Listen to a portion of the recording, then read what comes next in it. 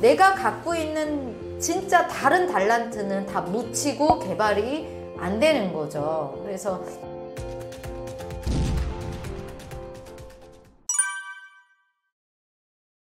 자기와 맞지 않는 거고요. 하나는 책도 기호고 내주제가 있어요. 그리고 이제 나의 목적이 있고, 지금 저 같은 경우에도 저의 목적과 목표에 벗어난 것들은 그렇게 제가 진지하게 안 읽거든요. 뭐 훑어만 본다든가 이렇게 이제 점차적으로 자기 것이 생기는데, 아직 이제 자기를 만나지 못한 아이가 그냥 외부에 의해서 기능적으로 책이 들어왔을 때 책에 관심을 적극적으로 보이기가 쉽지 않죠. 그러니까 이제 그럴 때가 이제 독서에 문제가 되는 거죠. 독서를 좋아하기까지 가려면 사실은 얘가 책인지 아닌지 모를 때 독서가 만나져야 돼요. 책이 만나져야 돼요.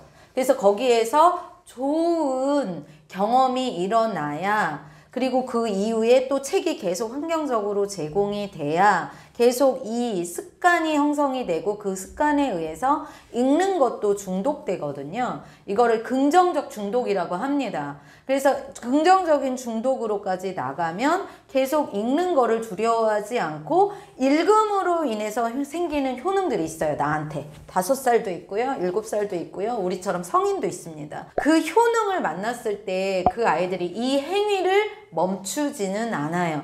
그래서 고3이 수능 준비를 하면서도 책을 읽는 아이들이 생기는 거예요. 그 효능을 알아차렸다는 거죠, 그 아이는. 네.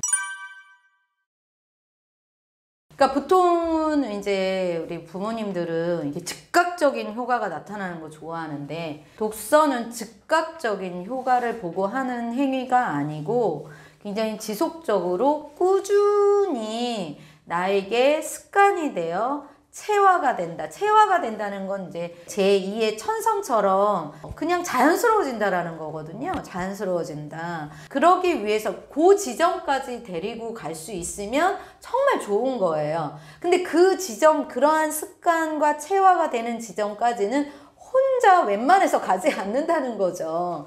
그래서 어렸을 때부터의 이 과정 속에 누군가가 있었던 거예요. 우리 집의 환경이 TV 대신 책이 있었고, 우리 아빠가 책을 좋아했고, 우리 엄마는 꼭 잠자리에서 5분이라도 책을 읽어줬고, 이런 것들이 모두 모아져서 지속성을 가지고 내가 이제 독립적으로 책을 읽는 나의 이제 습성으로까지 가는, 그래서 쉽지는 않으시겠지만 좀 꾸준히 지속적으로 이 아이에게 책을 제공해주고 또 읽어주고 또 읽은 거에 대해서 서로 한마디라도 나누고, 이럴 때 이 아이가 이제 점점 평생 독자의 길을 가면서 경쟁력을, 남과 다른 경쟁력을 그 책에서 가져다가 쓸 줄 아는 이제 인간으로 성장하는 거죠. 기능적인 공부를 한 세대예요. 그래서 외부의 지식을 이제 선생님이 집어넣어주면 이제 그걸 막 죽어라고 암기하고, 이제 시험을 잘 보기 위한 목적, 대학교를 가기 위한 목적, 이런 식의 이제 공부를 한 세대인데, 더 깊게 이제 공부에 대해서 생각을 해보면 진지하게 생각을 해봐야 돼요. 공부는 인간을 인간답게 만들고, 인간의 요소 중에서 사회에 나를 가치 있게 드러내면서 살아가는 존재인데, 그 가치를 발견하는 과정이 공부거든요. 그 속에서 우리가 더불어 살 수 있는 어떤 기능들, 그래서 이제 하드한 기능과 소프트한 기능들을 계속해서 연마하고 단련시키는 과정, 그리고 인내하고 꾸준히 하는 것들에 힘을 기르는 과정이 이제 공부인데, 그러면서 이제 사회에 나아가서 여기서 연마한 그러한 기능들,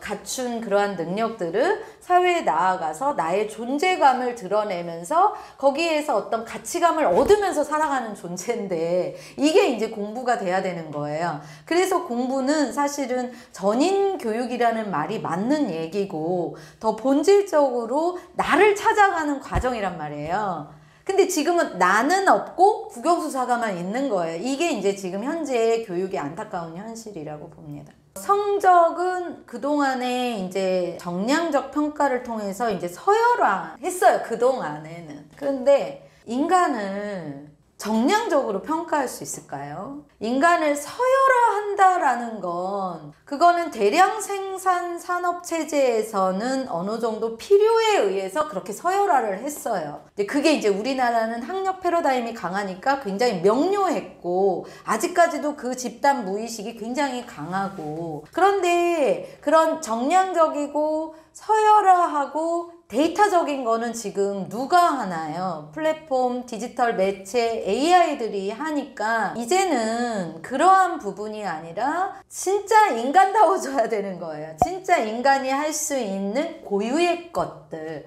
그래서 공부도 그런 나의 고유성을 발견하는 과정이 돼야 되는데 성적과 평가는 일정 부분 필요할 수 있어요.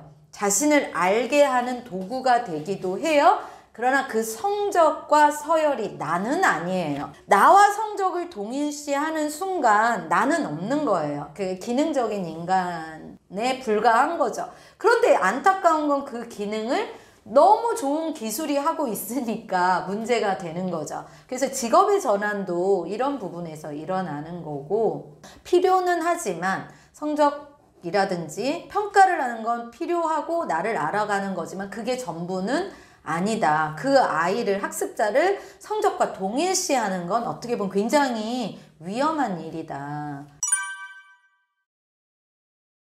이제 공부의 개념 정리부터가 이제 공부를 잘한다 못한다로 나눠지겠죠. 그러니까 과거 공부에서는 정말 우등생은 딱 이렇게 우등생의 프레임이 딱 있는 거잖아요. 성적도 좋고 착실하고 모범적이고. 근데 지금의 개념에서는 말하자면 공부와 또 다른 거라고 생각을 해야 된다라는 거죠. 그래서 언젠가부터 다중지능이라는 말을 쓰기 시작했어요. 저희가 자랄 때는 그냥 지능이었거든요. 근데 이제 언젠가부터 사회가 현대사회로 넘어오고 발전이 되면서 다중지능. 그럴 때 나에게 발휘되는 유니크한 게 뭐냐는 거예요. 내가 갖고 있는.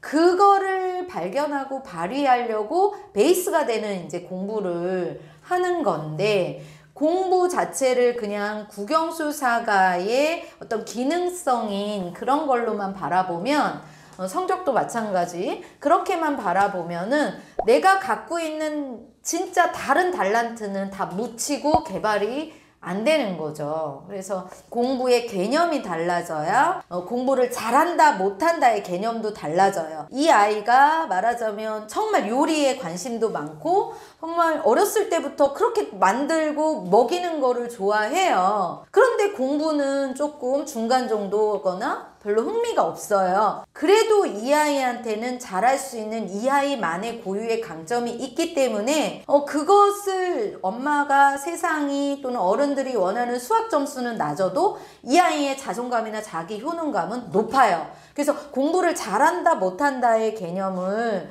좀 다른 관점으로 바라봐 줄 수 있어야 되고 대학이나 자기의 진로 진학을 할 때에도 자기가 진짜 좋아하고 잘하는 거를 찾아내면 수학 100점 맞는 것보다 훨씬 유니크하게 자기의 존재감을 데리고 갈 수 있다는 거죠.